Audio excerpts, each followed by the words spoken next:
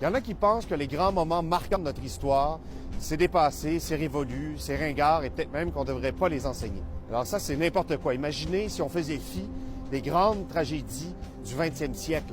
Qu'est-ce qu'on comprendrait à notre réalité actuelle? Ce qui s'est passé ici même, au pied du courant, en plein froid hivernal, le 15 février 1839, c'est grave, c'est gravissime. La pendaison de nos valeureux patriotes, un crime odieux commis par la couronne britannique et qui constitue la pierre d'assise du Canada moderne, ce même Canada qui nous a imposé avec le temps ses dictats constitutionnels successifs, ce même Canada qui nie au peuple québécois son droit fondamental à l'autodétermination, notamment dans l'affaire de la loi 99. Les patriotes, c'était des élus du peuple, c'est des pères de famille, c'est des gens respectables, admirables. Ils voulaient que le gouvernement colonial rende des comptes, qu'il soit responsable à l'égard de la population. Ils voulaient mettre fin à la corruption. Ils l'ont fait savoir aux autorités britanniques. Mais Londres a cavalièrement rejeté leurs 92 résolutions.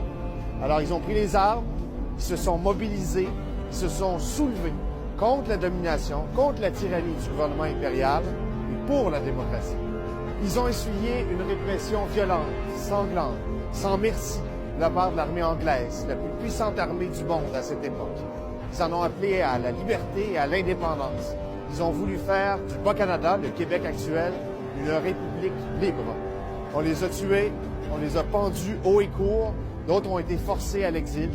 Préalablement, on avait brûlé leur village, affamé leurs familles, violé les femmes. Bon.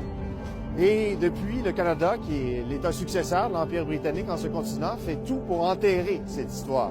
On a même désigné le 15 février comme jour de commémoration du drapeau canadien, comme pour ajouter l'insulte à l'injure. Alors, chers amis, pour ces hommes, pour ces femmes aussi, on a un devoir de mémoire. Mais ce devoir de commémoration, c'est aussi un devoir d'action, puisque leur combat reste encore à parachever.